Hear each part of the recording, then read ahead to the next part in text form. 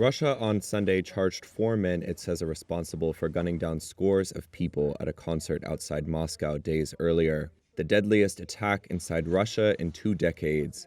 Russian media previously identified the men as citizens of the ex-Soviet Republic of Tajikistan living in Russia. After unverified and brutal videos of the suspects' interrogation circulated on social media, courtroom images and video published by Russian media showed the suspects bandaged, swollen, and bruised, with one man disoriented and struggling to keep his eyes open. A Moscow court said the four suspects charged with acts of terrorism would be remanded in pretrial custody until late May, adding that 3 of the 4 had pleaded guilty to all charges. The attack has prompted some Russian lawmakers to discuss whether the death penalty should be reintroduced.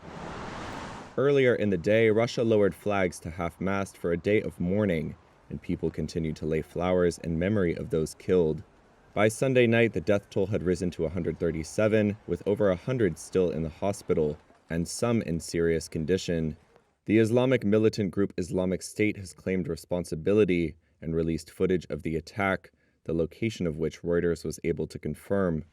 Russian authorities said the gunmen were captured near the Ukrainian border after fleeing the concert venue on Friday, and Putin, who has not yet publicly mentioned Islamic State in connection with the attack, said that some on the, quote, Ukrainian side had been prepared to spirit the gunmen across the border. Ukraine has denied any role in the attack. The U.S. has also denied Ukrainian involvement, saying that Islamic State bore sole responsibility. The White House said that the U.S. government shared information with Russia earlier this month about a planned attack in Moscow and had issued a public advisory to Americans in Russia. Russian officials have bristled at the U.S. comments on the attack and say Russian investigators must be allowed to make their own findings.